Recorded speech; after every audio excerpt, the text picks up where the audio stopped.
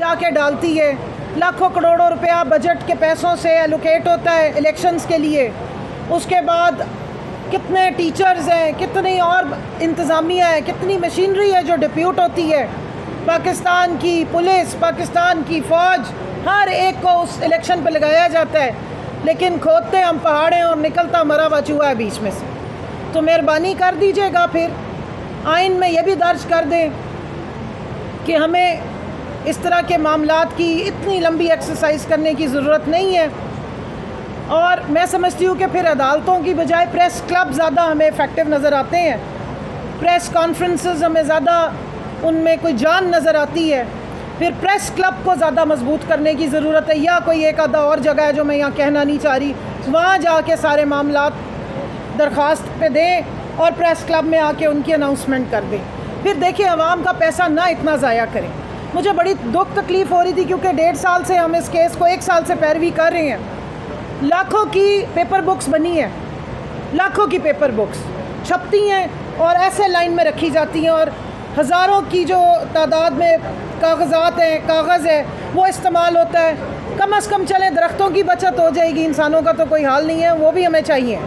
तो मैं समझती हूँ कि अवाम के टैक्स के पैसे पे चलो थोड़ी सी हमें बचत कर लेनी चाहिए, ताकि वो फिर वज़ीर आज़म हाउस और सदर के ऐवान के तज़ीन व आराइश में इस्तेमाल हो सके।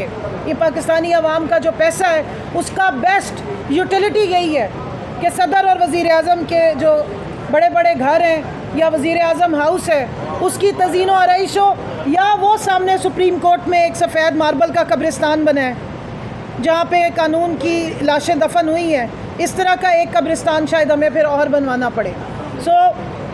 लेकिन मैं ये नहीं कह रही, अभी मामलात चल रहे हैं, अभी गौर व फिक्र हो रही है। मैं सिर्फ आवाम की सेंटिमेंट आपको बता रही हूँ कि आम आवाम जो एक वक्त की रोटी के लिए परेशान है, उसको फिर आप जमहूरियत का और ये इस किस्म के फ़ैसलों का चूरन ना बेचें, वो बेचारे फिर अपने लिए कोई और मामलात देखें। 8 फरवरी को जो अफसोसनाक तरीके से इलेक्शन लूटा गया, 8 को तो आवाम ने वोट डाला, 9 फरवरी को ये इलेक्शन लूटा गया। उसका डाका नंबर 2 की ये सीरियल चल रही है।